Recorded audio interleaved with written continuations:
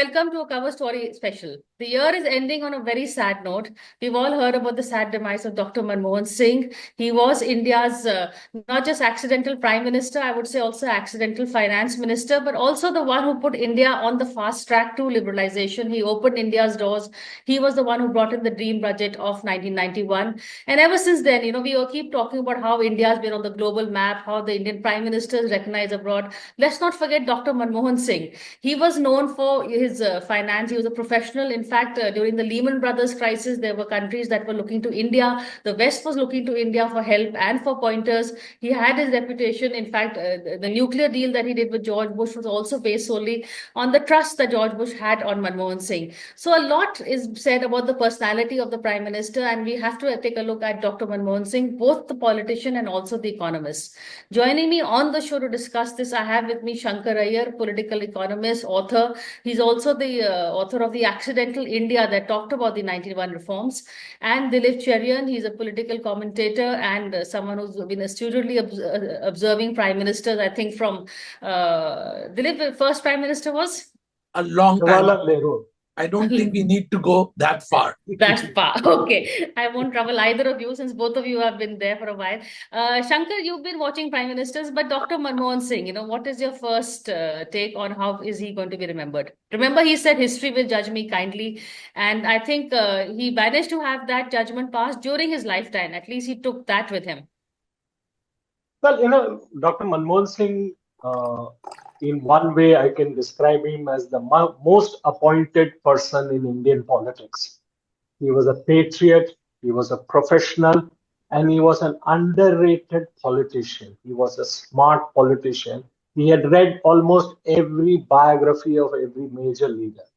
If you look at his 10 years term, Priya, I mean, people talk about him having been the architect of reforms, but truly speaking, the architect of reforms was Prime Minister Chandrasekhar, who went to IMF, and Narasimha Rao, who dismantled the license Raj. But the process was implemented by Dr. Manmohan Singh. In his 10 years as Prime Minister, he has done tremendous things. So everything that this government talks about today, whether it's Manrega, tribal rights, Aadhaar, direct benefit transfers, UPI, were all born in the UPA era. He may have erred in many places, but I mean, when I wrote the story about India pledging its gold reserves you broke that story, I remember. Yeah. And so typically he had come to Mumbai and Murli Devra said, "Ye hai badmash, jisne wo likha tha." So Dr. Manmohan Singh asked me one question. He said, "Are you against reforms?" So I said, "No." I said, "Are you upset with this that I did the story?" He said, "No, it has crystallized the mind of the nation on the crisis we face." So even in that sense, he could look at things. And as a person, Priya, he had a really wicked sense of humor. I met him some years back and I jokingly said, "Sir, most of your devotees and disciples have now switched sides. And we don't need to name who all have switched sides, but have switched sides. How do you see that?" So he sort of looked up, smiled, and he said, "People must confront the challenges that they meet in their time, their circumstances." Basically, it was the most sophisticated explanation of, or definition of opportunist. But he had a kind of respect for institutions. He prevented the Congress from going after Urjit Patel after the demonetization. He has a great respect for institutional capabilities, so he would regularly consult the RBI on many issues. I think that one of his, he would have probably done better if he had exited in 2009. I mean, we don't speak ill of the dead, but I think he would have had a much better legacy than now that if he had exited in 2009. That's true. People look at the decade, but we should look at it in two parts, the first half versus the second half. I take your point, Shankar. But even the point, Dilip, that Shankar made about his sense of humor. If, I may just want to quickly put in an anecdote myself, which Dr. Baru told me. Apparently, when the first 2004, when Manmohan Singh was forming his first cabinet, there were a lot of tainted ministers, even a Lalu Yadav and others who joined the cabinet that he was not happy with because he brought with him that Mr. Clean reputation. So the media was after him, and there were going to be a lot of questions in the first press conference regarding that. So Dr. Baru asked him, like, and he had just come back from a foreign trip, or he was, so he said, would you like to freshen up before you meet the media? They are waiting for you. So he looked at him and he says, Kya sher bhi kabhi kulla karta hai? So, he of course thought of himself as not the meek and humble Manmohan Singh, but a tiger. And that Singh is king. We did use that headline later on. But first, I'd like to bring Dilip in. Since we are all on the line of humor, on one occasion he was attending a major wedding, and I happened to be there. So he steps off the stage and raise a movement towards me, and everybody was kind of wondering what's going on. And he took me aside, and obviously in a very high level of wry humor, he said, "Dilip, economy kaise chal raha hai?" So I looked at him and I said, "Sir, class तो कभी attend नहीं किया, पर आप मेरे से क्यों पूछ रहे?" He says, "No, सच तो तुम बताओगे." I said, "It's deep shit. Everybody's worried about the levels of corruption." And he said, okay. So, he knew how to pick on somebody to get a kind of thermometer-like reading of what was going on. And I think that Shankkar's point is extraordinarily valid, that his first term distinguished itself as much as the second term, in a sense, extinguished that kind of governance and that kind of government. So, that having been said, I would say that what Obama has said about him as the prime minister who he respected because of complete honesty is something that stayed with him right to his end. He could never have been accused by anyone of ever working out a deal which had to do with any monetary benefit for himself at any stage. Meaning there was people would just laugh it out of any conversation if you even attempted to do that, which unfortunately is no longer the kind of situation we live in, where people are willing to believe anything and everything goes at this point of time. So I think Dr. Singh's erudition was one part, but his ability to be so impeccably Teflon coated as far as any accusations on him personally could happen was amazing. And it was a very difficult time. It's not the times, for example, post demonetization that we live in today. Meaning in those days, along with Singh, cash also was king. So, the temptation for people to get tarred and the likelihood of their getting tarred was so high that it required a special kind of skill and a special kind of patience and consistency of purpose to stay and maintain the kind of track record that Dr. Singh had. Which is true. I recall he drove into the Prime Minister's residence with his old Fiat, and he drove out also probably in that old Fiat. But Shankar, let's look at his tenure on two parts. I like that thought, the first half versus the second half. What went wrong in the second half, and how much of it was his fault? So we can actually split his career into three parts. When he was finance minister, he surrounded himself with an absolutely brilliant team, the best minds of the country.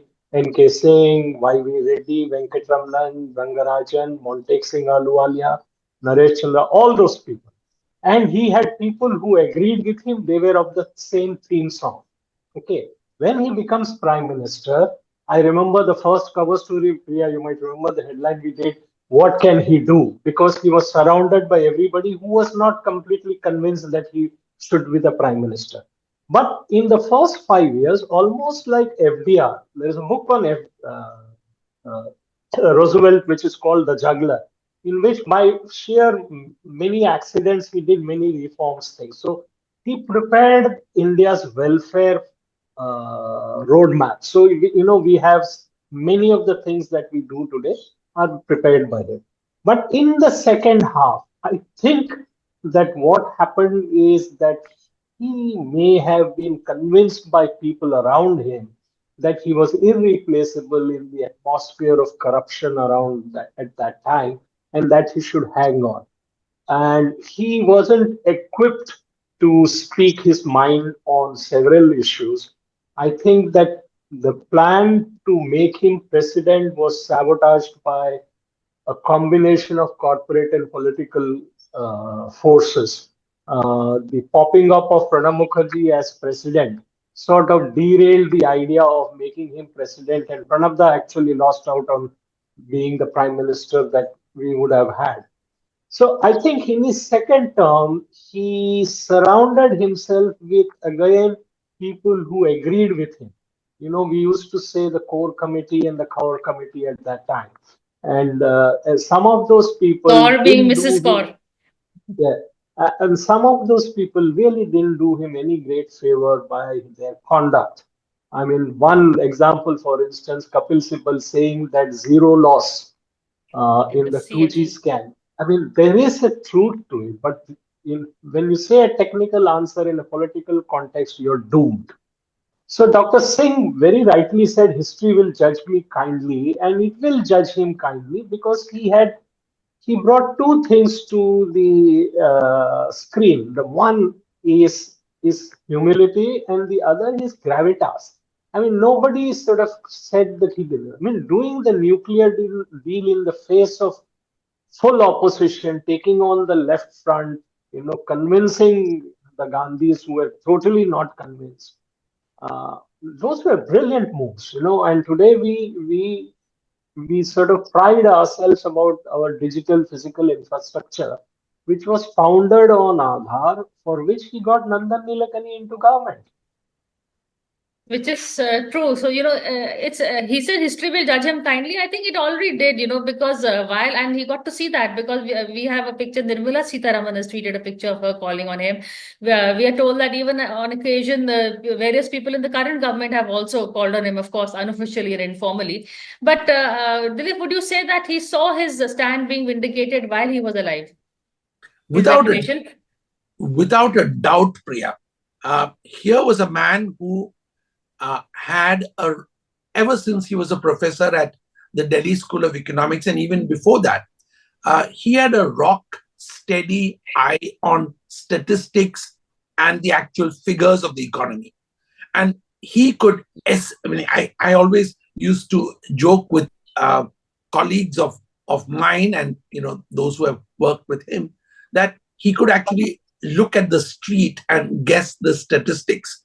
And statistics, as well as the ability to understand what was going on in the economy below the surface, and the ability to maintain honesty of figures even when they were inconvenient to him, was something that he prided himself on that. And I think that a lot of the respect that he commands today is because of the fact that the world saw India and its potential thanks to the kinds of figures that Dr. Singh would choose to unravel from time to time. I think part of the reason why people from the current dispensation as well as from the opposition have over the years relied on his wisdom is because it is untainted by opinion and based completely on facts and figures, which is not something that every other politician endears himself for. So this, I think, is you can see the difference. You can make out the basis for his making any decision. He may have been indecisive and poor as a judge of people and the ones who he chose to listen to at times as he was in his political avatar. But as Shankkar said, he knew how to pick and choose the best experts for the technical and critical tasks that he had to perform even as Prime Minister and right through. So I would say that one of the reasons why anybody would opt for him as their go-to person was that his advice was untrammeled by his own personal opinion. It was always based on the stats that he saw. That's very well put, Dilip. I'm going to take a quick break and come back and continue talking about Dr. Manmohan Singh's life and his legacy. So stay with us.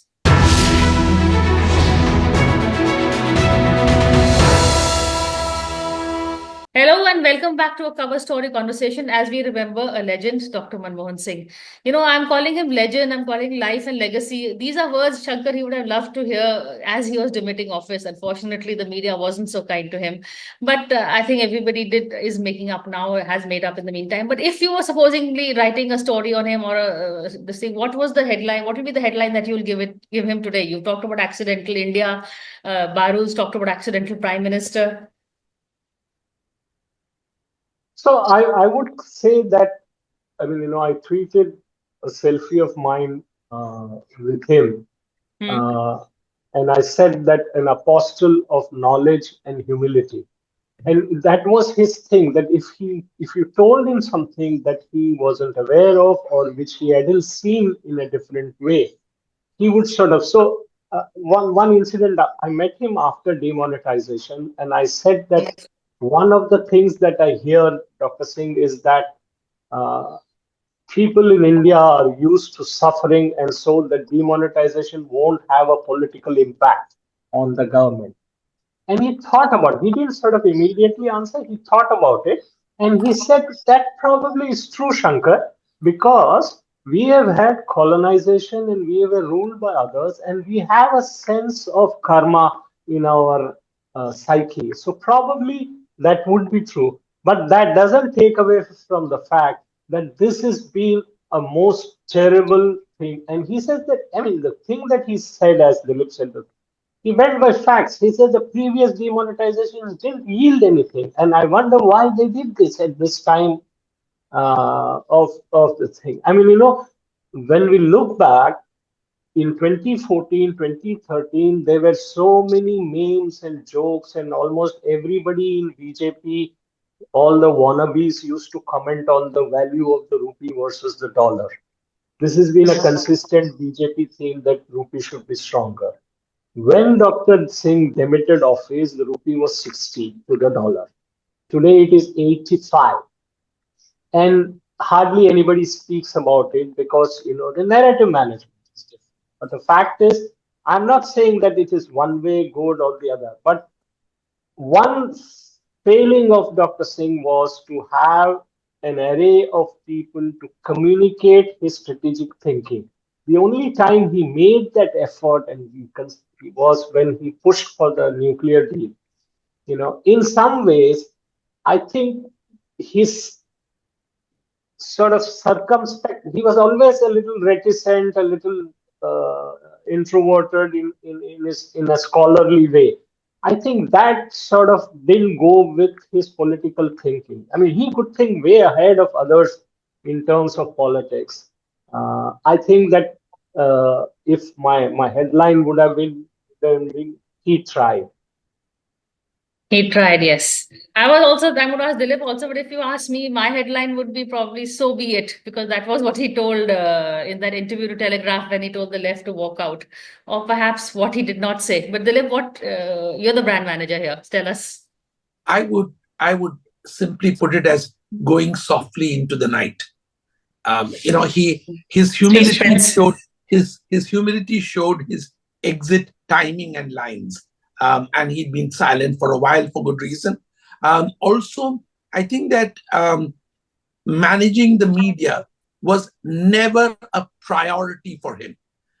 He chose wrong ones, but he chose and decided that he would pay the price needed by changing his mind and getting somebody else, all of that. But I think aside from these aspects, the humility of a person shines through when he has the wisdom that also shines through. And that was very much part of him. The other thing in these days of tumble in the Hay politics was that Dr. Singh could never have been accused of ever being considered as someone who would, join another party or look at another coalition or structure something else. That was not him. Also, keeping in mind the enormous credibility that he had, remember that none of his children ever came into the public limelight of any kind. He had highly accomplished children, but were they visible? No, they were not. And even his son-in-law, who was a very senior police officer, was always below the radar at all times. And that is a skill that very few politicians and those with as long a tenure in public life can say successfully. He had a large family, but it was invisible. Yes, I did hear the comments about Mrs. Singh, but aside from that, for a certain period of time and for the convenience of a few rather non-nameable cabinet colleagues of his, that aspect began to be played up for their convenience and nobody else's. Fair enough. He did have a lot of, a narrative being built against him, which brings me to, Shankkar, what are the equations between him and the Gandhis? We know the equation between them and Narasimha Rao. But Dr. Singh, would you say that he had Sonia's respect, or was he just a rubber stamp sitting there until Rahul made up his mind? We saw what Rahul did with that ordinance. So one has to go back to how Dr. Singh came to be in active politics. So his anointment as finance minister in 1991 was itself an accident. Dr. Singh was the second choice. The first choice was LG Patel. Dr. IG Patel. And Dr. IG IG Patel. Patel, said that he wouldn't be, but he suggested he suggested to PC Alexander, who was the HR manager for Narasimha Rao, that you should find somebody who's known in IMF and World Bank. And PC Alexander called Dr. Manmohan Singh, who had just returned from Japan from some tour or the other. And PC Alexander told him, Mr. Narasimha Rao would like to see you, and you're probably being offered the finance minister. And typically, like a good bureaucrat, Dr. Singh asked, "What do you think?" Well, and then so that thrust of Narasimha Rao and the fact that while everybody had hundreds of complaints about Narasimha Rao in the Congress, nobody said anything about Manmohan Singh to the Gandhis. And the Gandhis accepted and trusted his fidelity. I mean, you could say Manmohan Singh did change his view on and off on economic policy, but on his politics, he never changed his mind. He stayed true to the thing. And he may not have become the prime minister if the election results of 2004 had not knocked off a couple of other contenders. But once he became, he was truly, totally committed to the relationship. I think it was and he had even tried to get Rahul Gandhi into the government, understanding that he would need that administrative experience.